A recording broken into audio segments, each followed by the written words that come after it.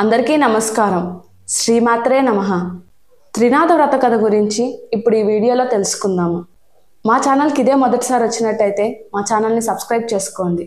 అలాగే మా ఈ వీడియోని లైక్ చేయండి. వీడియోని ఎక్కడ స్కిప్ చేయకుండా చివరి వరకు చూడండి. భక్తులారా, మనస్సు నిర్మలంతో వినండి. ఈ త్రినాథుల చరితము మాటి మాటికి వినుటకు అమృతం వలె ఇండును. శ్రీపురం అనే గ్రామంలో మధుసూదనుడు అను ఒక బ్రాహ్మణుడు ఉండేవాడు. అతడు మిక్కిలి దరిద్రుడగుటచే భిక్షమెత్తుకొని జీవించేవాడు. ఆ బ్రాహ్మణునకు ఒక కుమారుడు జన్మించెను. ఆ తల్లికి పాలు చాలనందున ఆ బాలుని శరీరం దినదినము కృషించుచున్నది. ఆ బాలుడు చిక్కిపోవచున్నందున ఆ బ్రాహ్మణుని భార్య పెనిమిటితో నిట్లా పలికెను. అయ్యా, నేను చెప్పేడు మాట శ్రద్ధగా వినండి. మన పిల్లవానికి పాలు నిమిత్తము పాలుగల ఆవు ఒకటి తీసుకోండి అని చెప్పగా ఆ మాట విని భర్త ఏమని చెప్పుతున్నాడంటే, ఓసి, నీకు వెర్రి పట్టినదా? మనం చూడగా కడు బీదవారము. పాలు ఇచ్చే ఆవు ఏలగున దొరుకుతుంది. ధనరత్నములు మన వద్ద లేవు. నేను లోకంలో ఏ విధంగా ఘన్యత పొందుతాను? ఎవరికైతే ధన సంపదలు కలిగి ఉండునో వారికే లోకమంతా మర్యాదలు చేస్తుంది. అట్టి వారికే లోకమంతా భయపడతారు. మన వంటి బీదవారిని ఎవరు అడుగుతారు అని బ్రాహ్మణుడు చెప్పెను. భార్య మిగుల దుఃఖించినదై, ఓ బ్రహ్మదేవుడా, నీవు మా వంటి బీదవారింట్లో ఈ బిడ్డని ఎందుకు పుట్టించావు? ఏమి తిని ఈ బిడ్డ బ్రతుకుతాడు? ఈ శిశుహత్య నాకు చుట్టుకుంటుందని దుఃఖించుచుండగా పిల్లవాని ఘోష చూసి ఏమీ తోచక ఆ బ్రాహ్మణుడు చింతక్రాంతుడై విచారించి తన ఇంట్లో ఉండిన కమండలం వగైరా చిల్లర సామాన్లు సంతలో అమ్మి ఆ వచ్చిన సొమ్మును 5 రూపాయలు జాగ్రత్తగా పట్టుకొని వెళ్ళి భార్య చేతికి ఇవ్వగా ఆమె ఆ సొమ్మును చూచి సంతోషించి పెనిమిటిని చూచి, అయ్యా, ఈ సొమ్మును తీసుకువెళ్ళి పాలు ఇచ్చే ఆవును కొని తీసుకురండి అని చెప్పినది. అట్లు భార్య చెప్పిన మాటల ప్రకారం బ్రాహ్మణుడు ఆ రూపాయలు పట్టుకొని గ్రామం తిరిగాను. ఇట్లా తిరుగుచు పెద్ద భాగ్యవంతుడగు షావుకారు ఉండే గ్రామమునకు వెళ్ళాను. ధనధాన్యాలు పరిపూర్ణమై కుబేరునితో ఆ షావుకారు సరి సమానముగా ఉన్నాడు. అతని ఆవులన్నీ పాలతో నిండుగా ఉన్నవి. దైవఘటన మాత్రం మరో విధముగా ఉన్నది. తన ఆవులలో బోధ అనే ఆవు ఉండెను. అది మిగుల దుష్టబుద్ధి గలది. బయటకు మేతకు వెళ్తే పరుల వ్యవసాయంలో చొరబడి తినేస్తుంది. ఒక దినమున షావుకారు చూస్తుండగానే పేదవారి పొలంలోకి చొరబడి పండిన పంటను తినివేయుచుండెను. అది చూచి షావుకారు అతి కోపంతో ఏమంటున్నాడంటే, ఇక దీని ముఖం చూడకూడదు. ఆవుని ఇప్పుడే అమ్మివేస్తాను. ఇది 50 రూపాయలు అయినప్పటికీ నాకు మంజూరు లేదు. కాబట్టి ఇప్పుడు బేరం వచ్చినచో 5 రూపాయలకే ఇచ్చివేస్తాను అనేసరికి మధుసూదనుడు ఆ మాటలు విని షావుకారుతో ఇట్లనెను. షావుకారు, వినండి, 50 రూపాయలు ఖరీదు గల ఆవు అయినప్పటికీ మీకు మంజూరు లేదు. కావున ఆ 5 రూపాయలు నేనే ఇస్తాను. ఆవు దూడ రెండిటిని నాకు ఇప్పించండి అని అనగానే, ఓ బ్రాహ్మణుడా, నీకు వెర్రి పట్టినదా అని షావుకారు అనెను. అంత బ్రాహ్మణుడు, మీరు షావుకారులు అయి ఉన్నారు. మీ మాట మీరు నిలుపుకోండి. మాట తప్పితే మీరు అసత్యవంతులవుతారు అని అన్నాడు. ఆ బ్రాహ్మణుడు అన్న మాటలు షావుకారు విని తన మదిలో విచారించి, తెలియక అనివేసినాను. ఈ బ్రాహ్మణుడు ఎక్కడి నుండి వింటున్నాడో, ఆ ఆవుని తనకివ్వకపోతే నాకు అసత్యం ప్రాప్తించును కదా అని బ్రాహ్మణుని చూచి చెయ్యి చాచాడు. వెంటనే సొమ్ము పుచ్చుకొని ఆవుని దూడను బ్రాహ్మణునకు షావుకారు ఇచ్చి వేసినాడు. ఆ ఆవుని చూడగానే బ్రాహ్మణ స్త్రీ చంద్రుని చూచిన కలువ వలె సంతోషపడెను. వెంటనే పాలు పితికి కుమారునకు పోసి ఆనందం పొందినది. ఇట్లా కొన్ని దినములు గడిచిన తర్వాత ఆవు ఎటుపోయినదో కనిపించలేదు. ప్రొద్దుపోయేది వేళ అయినది. ఆవు రాకపోవడం చూచి బ్రాహ్మణుడు వెదకబోయినాడు. వీధుల్లోనూ సమీపము ఉన్న వ్యవసాయ భూముల్లోనూ చూచెను. ఆవు కనిపించలేదు. తెల్లవారగానే నిద్ర మేలుకొని ఆవును వెదుకుటకై బయలుదేరి కొంత దూరం నడిచి వెళ్ళి తోటలో ఒక చెట్టును చూశాడు. అది ఒక గొప్ప మర్రి చెట్టు. పైన 3 మనుషులు కూర్చొని ఉన్నారు. వారు వరుసగా బ్రహ్మ, విష్ణు, మహేశ్వరులు. వారే త్రిమూర్తులు. అటువంటి చెట్టు క్రింద బ్రాహ్మణుడు కూర్చొని ఆయాసం తీర్చుకొని లేచిపోవచుండగా త్రిమూర్తులు బ్రాహ్మణునితో, ఓ విప్రుడా, నీ మనస్సుకు ఎందుచేత దుఃఖము కలిగినది? నీవు ఎక్కడికి వెళుచున్నావు? ఆ సంగతి మాతో చెప్పు అని అనగా బ్రాహ్మణుడు చేతులు జోడించి, అయ్యా, నేను కడు బీదవాడను. భిక్షమెత్తుకొని బ్రతికేవాడను. నాకు ఒక ఆవు ఉన్నది. అది కనిపించట్లేదు. ఈ దినము శ్రీపురం సంత అగుచున్నది. ఆ సంతకు వెళ్ళి వెతికెదను. ఎవరైనా దొంగలించి తీసుకొని పోయినట్లయితే ఆ సంతలోనే అమ్ముతారు కదా. త్రినాథ స్వాములారా, ఈ ఉద్దేశ్యముతోనే నేను వెతుక్కుంటూ వెళుచున్నాను అని తన సంగతి చెప్పెను. అది విని బ్రాహ్మణునకు త్రిమూర్తులు ఏమి చెప్పుచున్నారంటే, నీవెలాగో సంతకు వెళుచున్నావు కనుక మా నిమిత్తము ఏమన్నా కొన్ని దినుసులు తీసుకురావలెను అని త్రిమూర్తులు అన్నారు. అంత బ్రాహ్మణుడు ఏమి దినుసులు కావాలని అడగగా త్రిమూర్తులు ఇట్లనిరి, 1 పైసా ఆకు చెక్క, 1 పైసా నూనె మాత్రం తెచ్చి ఇమ్మని చెప్పిరి. ఆ మాటలు విని బ్రాహ్మణుడు ఏమని చెప్పుచున్నాడంటే, ఓ త్రిమూర్తులారా, నాకు పైసాలు ఎక్కడ దొరుకును? నేను బీదవాడిని గదా, భిక్షమెత్తుకొని జీవించుచున్నాను అని అనగా త్రిమూర్తులు ఏమి చెప్పుచున్నారంటే, ఓ బ్రాహ్మణుడా విను, అదిగో రెల్లి పొద కనిపించుచున్నది కదా, దాని మొదట 3 పైసాలున్నవి. ఆ మాటలు విని బ్రాహ్మణుడు వెళ్ళి ఆ గోరింట గడ్డి మొదలు పైకి లాగేసరికి 3 పైసాలు దొరికినవి. ఇంకా ఉండునేమోనని ఆ చెట్టుని ఇంకనూ పైకి లాగుచుండెను. అది చూచి త్రిమూర్తుల వారు, బ్రాహ్మణుడా, నీకు వెర్రి పట్టినదా? అందులో పైసాలు ఇంక లేవు. ఎంత దొరికినదో అంతే ఉండును అని అన్నారు. ఆ మాటలు బ్రాహ్మణుడు విని అచటి నుంచి వెళ్ళిపోయాను. కొంత దూరం వెళ్ళి తిరిగి వచ్చి ఆ చెట్టు క్రింద నిలిచి చేతులు జోడించగా త్రినాథులు ఇట్లా పలికిరి, ఓ విప్రుడా, తిరిగి ఎందుకు వచ్చావనగా, అయ్యా, మీరు చెప్పిన వస్తువులు నేను ఎలా తెస్తాను అని ప్రశ్నించగా, నీపై మీద గావాంచాలో తెమ్మని త్రినాథులు అన్నారు. అందుకు ఆ బ్రాహ్మణుడు, గావాంచాలో నూనె ఎలా ఉంటుంది? మీరు జగత్కర్తలు నాతో కపటంగా చెప్తున్నారు అనగా, ఓయి, నీతో కపటంగా చెప్పలేదు, మమ్ము తలుచుకొని నూనె గావాంచాలో పోసి తీసుకురమ్ము అని చెప్పగా ఆ బ్రాహ్మణుడు శ్రీపురం సంతలోకి ప్రవేశించినాడు. వెళ్ళి చూడగా ఆవు కనిపించలేదు. ఆకులు, ఒక్కలు, గంజాయి తీసుకొని నూనె కోసం బజారుకెళ్ళి తెలకలివానితో 1 పైసా నూనె గావాంచాలో పోయమన్నాడు. అందుకు ఆ తెలకలవాడు ఆశ్చర్యపడి, ఈ బ్రాహ్మణుడు పిచ్చివాడు కాబోలని నూనె లేదు అని చెప్పినాడు. అక్కడి నుండి వెళ్ళి ఒక ముసలి తెలకలవాణిని అడిగినాడు. అంతా ముసలివాడు, దిగువ మడ్డి నూనె ఎంతటిది కావాలని అడగగా 1 పైసా నూనె మాత్రం ఇమ్మని బ్రాహ్మణుడు గావాంచా చూపినాడు. తెలకలవాడు, ఈ బ్రాహ్మణుడు వికారవాడు కాబోలు, వీనిని మోసం చేసి పైసాలు తీసుకుంటాను అని ఆలోచించి కొలత పాత్రను తిరిగి వేసి నూనె కొలత వేసి ఇచ్చాడు. విప్రుడు గావాంచ కొన చెంగు పట్టుకొని అచటి నుండి వెదలిపోయాను. అంతే, తెలకలవాని కుండలో నూనె కొంచెమైనను లేకుండా పోయింది. అది చూచి తెలకలవాడు మూర్ఛపోయినాడు. తెలకల వాళ్ళందరూ పరిగెత్తుకొచ్చి ముసలివాణిని ముఖంపై నీళ్లు చల్లి సేద తీర్చి కూర్చొనబెట్టినారు. ఏమి చెప్పుదను, ఎక్కడి నుంచో ఒక బ్రాహ్మణుడు వచ్చి గిద్దెడు నూనె కొన్నాడు. ఇప్పుడు ఇట్లా వెళ్ళినాడు. కుండలో చూడగానే నూనె లేదని చెప్పగా అందరూ విచారించారు. ఆ విప్రుడు మా వద్దకు వచ్చి మమ్ము కూడా నూనె అడిగినాడు. లేదని అనగా వెళ్ళిపోయినాడు. ఈలాగున అందరూ విచారించి పరిగెత్తుకొని విప్రుని వద్దకు వెళ్ళి ఇలా అన్నారు, విప్రుడా విను, మీరు నూనె కొన్నారు కదా, అది కొంతకు తక్కువగా ఉన్నది, పూర్తిగా ఇచ్చివేస్తాము, పట్టుకొని వెళ్ళండి అన్నారు. మళ్ళీ విప్రుడు సంతకు వెళ్ళాడు. ఈసారి ముందు తెచ్చిన దుత్తతోనే చమురు సరిగ్గా కొలవగా ఎప్పటి వలనే దుత్త భర్తీ అయిపోయినది. అది చూచి ముసలి తెలకలవాని ఆనందము చెప్పనలవి కాపోయింది. విప్రుని గావాంచాలో చెమురు ఉంచారు. అది పట్టుకొని విప్రుడు వెడలిపోయినాడు. త్రిమూర్తుల వారికి పై సామాన్లు ఇచ్చి వేసి సెలవు అడిగినాడు. సెలవు అడగగానే త్రిమూర్తులు విప్రునితో ఏమన్నారంటే, ఓయి, నీ కష్టములు చూచి మా మదిలో దయ కలిగినది. ఒక మాట విను, నీవు త్రినాథుల సేవ చేసినచో నీ దరిద్రము పటాపంచలై అధిక సంపదలు కలుగునని త్రినాథులు అనగా, అది విని, స్వామి, ఏ ఏ వస్తువులతో మిమ్మల్ని పూజ చేయవలననగా త్రినాథులు ఇలాగన్నారు, ఓ ద్విజుడా వినుము, మా పూజకు అధిక ద్రవ్యం అక్కర్లేదు, కొంచెముతోనే తృప్తి పొందుదము. ఇప్పుడు నీవు తెచ్చిన 3 పైసాల సామాగ్రి చాలును. త్రిమూర్తుల పూజా ద్రవ్యములు ఇంతే, మాకు వీటితోనే మేలా చేయుము.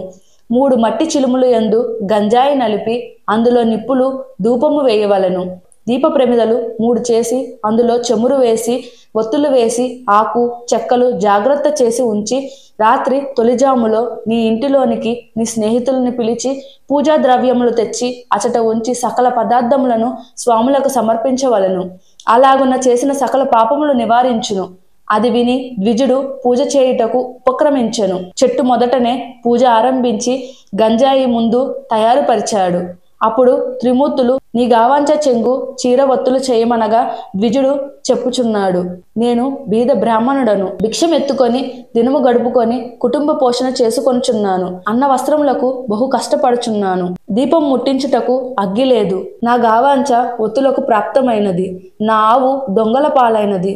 నా కుటుంబము ఉపవాసంతో ఎదురు చూస్తుంటారు. ఏ బుద్ధితో పూజ చేస్తాను అని ఏవగించుకొని ద్విజుడు కూర్చున్నాడు. అది చూచి త్రిమూర్తులు, ఓ ద్విజుడా, మదిలో చింతపడకు, నీ ఆవు దొరుకుతుంది. నీవు నీ కుటుంబము సౌఖ్యముగా ఉంటారు. వస్త్రములు కూడా దొరుకునని చెప్పినారు.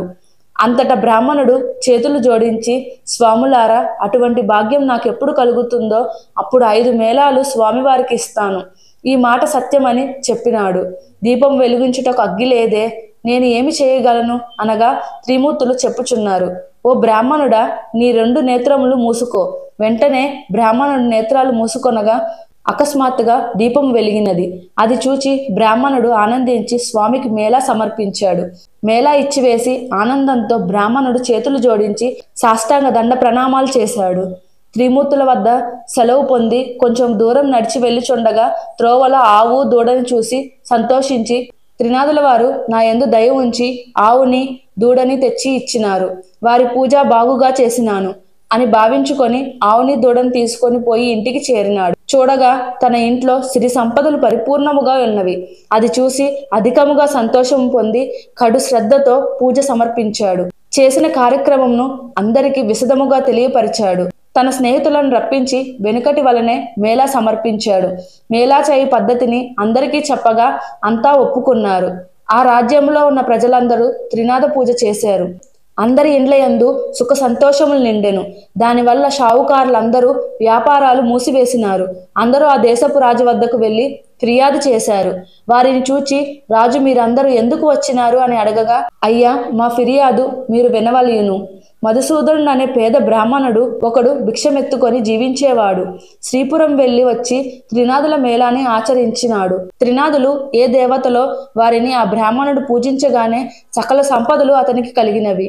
ఊర్లోనున్న రైతులు 50 మంది త్రినాథ మేళ చేసినారు. గ్రుడ్డివారు, కుంటివారు అందరూ కూడా ఈ మేళాన్ని చేసినారు. అందరూ మోక్షం పొందినారు. ధన ధాన్యాలు కలిగి కుబేరునితో సమానమైపోయినారు. మా వ్యాపారాలు పోయినవి. మా క్రయ విక్రయములు ఎలాగ జరుగుతాయి అని చెప్పగా రాజు ఆ మాటలు విని చాలా కోపం తెచ్చుకొని సకల జనులను పిలిపించి కోపముతో ఇట్లా అన్నాడు. త్రినాథులు అనే దేవతలు ఏమి దేవతలు? వారిని మీరు ఎందుకు పూజించుచున్నారు? నేను చెప్పుచున్నాను వినండి. ఆ పూజ మీరు చేయకూడదు. అట్లా పూజ ఎవరు చేస్తారో వారు 500 రూపాయలు జరిమానా ఇచ్చి 6 మాసాలు ఖైదులో ఉండవలసింది. అటుల కాని ఎడల శూలం వేయబడినని రాజుగారు ప్రజలందరికీ తాకీదు ఇచ్చి పంపినారు. ఈ సంగతి త్రినాథుల వారికి తెలిసి ఆ రాజునకు దండన విధించినారు. దాని ఫలితముగా రాజకుమారుడు చనిపోయినాడు. నగరంలో ఏడ్పు ఘోష వినిపించుచున్నది. ప్రజలందరూ రాజు వద్దకు పరిగెత్తినారు. రాజు దైవకృప తప్పడం వలన తన కుమారుడు చనిపోయినాడని అనుకుంటున్నారు. కుమారుని ముఖం చూస్తూ రాజు ఏడ్చుచున్నాడు. తల్లి, బంధువులు మొదలగు వారంతా దిక్కించుచున్నారు. దహనం చేయుటకై స్వర్ణభద్రా నది తీరమందు ఆ శవం నుంచినారు. త్రినాథులకు దయ కలిగినది. రాజకుమారుణ్ణి బ్రతికించి వేత్తమా, మనకు పేరు ప్రఖ్యాతులు కలుగును అని బాగుగా ఆలోచించి బ్రాహ్మణ రూపంలో ఆ శ్మశానమునకు వచ్చారు. రాజుని వారి సమూహంను చూసి, మీరందరూ ఈ నదీ తీరంనకు ఎందులోకొచ్చినారు? ఏలా విచారముగా కూర్చున్నారు? ఈ పిల్లవాడు ఎందుకు పడుకొని ఉన్నాడు? ఇతని శరీరంలో చల్లదనము కలదే అని అడుగగా అంత త్రిమూర్తులతో ఇలా అన్నారు. మీతో ఏమి చెప్పగలం? రాజకుమారుడు చనిపోయినాడు. ఆ రాజేమి దోషం చేసినో కాని ఇతడు చనిపోయినాడు అనగా ఈ కుర్రవాడు చనిపోలేదు. త్రినాథుల వారికి రాజు అపరాధం చేసినందున ఈ చావు కలిగినది. ఇప్పుడు మీరందరూ త్రినాథులను భజించితే ఆ బాలుడు లేచి కూర్చుంటాడు. మా మేళా చేయుటకు రాజు ఒప్పుకున్నట్లయితే ఈ రాజకుమారుడు బ్రతకగలడని చెప్పి త్రినాథమూర్తులు అదృశ్యులైనారు. అందరూ వారి మాటలు విని త్రినాథ స్వాముల వారి పేరు ఆ రాజు తనయు చెవిలో చెప్పినారు. 7 మేళాలు చేయుటకు ఒప్పుకున్నాడు. అలా ఒప్పుకోగానే రాజకుమారుడు లేచి కూర్చున్నాడు. అది చూచి అందరూ సంతోషం పొందినారు. అప్పుడు త్రిమూర్తుల పేరు మాటి మాటికి స్మరించారు. అందరి నోటి నుండి వెలువడిన పలుకులు సముద్ర గర్జన వలె వినిపించినవి. అటువంటి సమయమున ఒక వర్తకుడు ఆ ఊరి మీదుగా తన ఓడలలో విదేశములకు సరుకులను తీసుకొని వెళ్ళుచుండెను. ఆ ఓడను నడిపించుకొని స్వర్ణభద్ర నది తీరమున ప్రవేశించినాడు. ఘోష చేసిన స్థలం దగ్గరకు వెళ్ళినాడు. వారిని చూచి, జనులారా, త్రినాదుల పేర్లు ఏం పేర్లు? మీరెలా స్మరించుచున్నారు? వినడానికి శ్రద్ధగా ఉన్నాయి అనగా రాజుగారి మనుషులు ఇట్లా అన్నారు: ఓ వర్తకుడా, వినుము. బ్రహ్మ, విష్ణు, మహేశ్వరులు అనేవారు త్రినాద స్వాములు. అటువంటి ప్రభువులను మా రాజుగారు మన్నించనందున అపరాధుడైనాడు. ఆ అపరాధం వలన ఈ రాజకుమారుడు చనిపోవుటచే ఇతన్ని మేము తీసుకొని వచ్చి అగ్ని సంస్కారం చేయుటకు కూర్చొని ఉన్నాము. ఇది చూచి ప్రభువులకు దయ కలిగినది. వచ్చి వీనిని బ్రతికించినారు. అందుకు 7 మేళాలు చేయుటకు ఒప్పుకున్నాము. వెంటనే రాజకుమారుడు బ్రతికి కూర్చుండెను. ఈ విధంగా వారు చెప్పగా విని షావుకారు మదిలో సంతోషించి, అటువంటి ప్రభువులు ఎక్కడుందురో, చనిపోయిన రాజకుమారుడు బ్రతికి కూర్చుండెను. నా ఓడలు ఒడ్డున ఆనుకొని ఉన్నవి. నేను ఈ ఓడపై వెళ్ళి వస్తాను. నా ఇంటికి సుఖంగా చేరుకున్నట్లయితే, నాకు వ్యాపారంలో నష్టం రాకపోయినట్లయినా ప్రభువుల వారిని 5 మేళాలు చేస్తాను. ఇట్లా మనస్సులో సంకల్పించుకొని ఓడపై కూర్చొని నడిపించుకొని వెళ్ళిపోయినాడు. పై దేశము వెళ్ళి అచట గొప్ప లాభాలు పొంది తిరిగి వచ్చి ఓడ నడిబొడ్డున లంగరు వేయించి ఇంటికి వెళ్ళినాడు. తన నౌకర్లందరూ ఓడలోని ధనము మోసుకొని పోయినారు. ధనముని ఇంటిలో వేసుకొని షావుకారు సంతోషంతో ఉన్నాడు. ధనం చూచి ప్రభువుల వారి మేళాలు మరిచెను. అందుకు ప్రభువులకు కోపం కలిగి దండన వేసినారు. ఓడ నీటిలో మునిగిపోయినది. నౌకర్లు, ఓడలోనున్న వారందరూ నీటిలో మునిగిపోయిరి. అది తెలిసిన అతను కూడా భూమిపై పడి గోల పెట్టినాడు. మరికొంతసేపటికి తెలివి తెచ్చుకొని ఏడ్చుచుండగా ఆకాశంలో నుండి త్రినాదులు, నీవు మాకు మేళాలు ఇస్తానని మరిచినావు, అందుచేతనే ఓడ మునిగిపోయినది. నీవు 5 మేళాలు సమర్పించినట్లయితే నీ ఓడ నీకు ప్రాప్తించును అని సెలవిచ్చారు. అది విని షావుకారు మదిలో దుఃఖించి, ముందు నేను సంకల్పం చేసినాను, ప్రభువుల మహిమను మరిచితిని. ఇప్పుడే త్రినాదుల వారికి మేళా ఇస్తాను అని మదిలో నిశ్చయించుకొని మేళాకు కావాల్సిన సామాగ్రి తెప్పించి స్నేహితులను రప్పించి ప్రభువుల వారికి మేళా సమర్పించి ప్రార్థించాడు. నీటిలో మునిగిపోయిన ఓడ వెంటనే పైకి తేలినది. అది చూచి పట్టలేని సంతోషం పొందెను. పరిచారకులు, నౌకర్లు ఓడలో గల మిగిలిన ధనము కొనిపోయినారు. ధనము మోయించి షావుకారు ఇంట్లో ప్రవేశించెను. గంజాయి, ఆకులు, చెక్కలు అన్ని స్వామివారికి మేళా సమర్పించి సాష్టాంగ దండ ప్రణామంబులు చేశారు. రాజ్యమంతా త్రినాథస్వామి మేళా గురించి ప్రకటనలు పంపించినారు. మేళాను చూచుటకు అంతా వస్తున్నారు. ఇట్టి స్థితిలో గ్రుడ్డివాడొకడు త్రోవని బోయే వారితో, అన్నా, మీరెవరు? మీ పేరేమిటి? మీరు ఎక్కడకు వెళ్ళుచున్నారు అనెను. వారు మేళా చూచుటకు అనిరి. అది విని గ్రుడ్డివారు, నాకు కండ్లు కానరావు, మీరందరూ నేత్రములతో చూస్తారు, నేను దేనితో చూస్తానని అనగా, గ్రుడ్డివాడ, త్రినాథస్వామి వారిని భజింపుము, నీ కన్నులు బాగుగా కనబడును, ప్రభువుల వారి మహిమ చూడవచ్చును అని చెప్పి వారంతా మేళా వద్దకు ప్రవేశించారు. గ్రుడ్డివాడు ఆ త్రోవలో కూర్చొని స్వామివారి భజన చేయుచుండగా కొంచెం కన్నులు కనిపించినవి. అప్పుడు గ్రుడ్డివాడు కొంత దూరం పోయినాడు. దారిలో ఒక సొట్టవాడు కూర్చొని ఉన్నాడు. వానిని చూచి, నీవు గ్రుడ్డివాడవు, ఇంత కష్టంతో ఎక్కడకు వెళ్ళుచున్నావు అని అడిగినాడు. గ్రుడ్డివాడు చెప్పుచున్నాడు, అన్నా, నేను మేళా చూచుటకు వెళ్ళుచున్నాను. ఆ మాటలు సొట్టవాడు విని, స్వామివారి దయ నా మీద లేదు, చేతులు కాళ్ళు నా ఆధీనంలో లేవు, నేను ఎలా నడవగలను?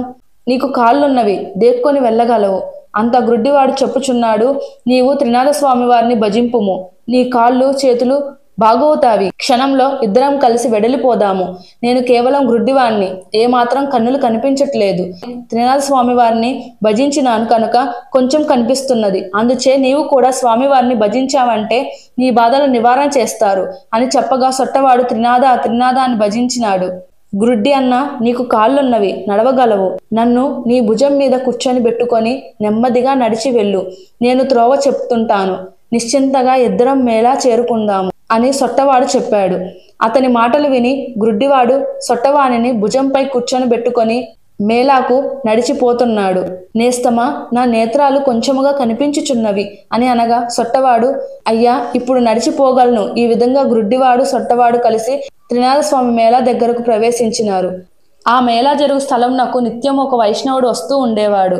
అతడు త్రినాథ మేళా పూర్తి అయ్యే వరకు ఉండకుండా ఇంటికి ఎప్పుడూ వెళ్ళిపోతూ ఉంటాడు. అతన్ని ఈ పొద్దు మన స్థానమందు కూర్చుండబెట్టవద్దని అనుకొని మేళా చేయు వారంతా వైష్ణవుడు రాగానే చూచి, మేళా చెల్లించకుండా నీవు వెళ్ళుచున్నావు కాబట్టి నిన్ను మేళా వద్దకు రాకుండా ఆపు చేయడమైనది అని చెప్పగా వైష్ణవుడు ఏమంటున్నాడు అనగా, నాయనలారా, అపరాధం క్షమించండి, ఇక నుండి మేళా కాకుండా వెళ్ళను. నేను నికరంగా చెప్పుచున్నాను, నా గురువు ఇక్కడికి వచ్చినా సరే విడిచి వెళ్ళను.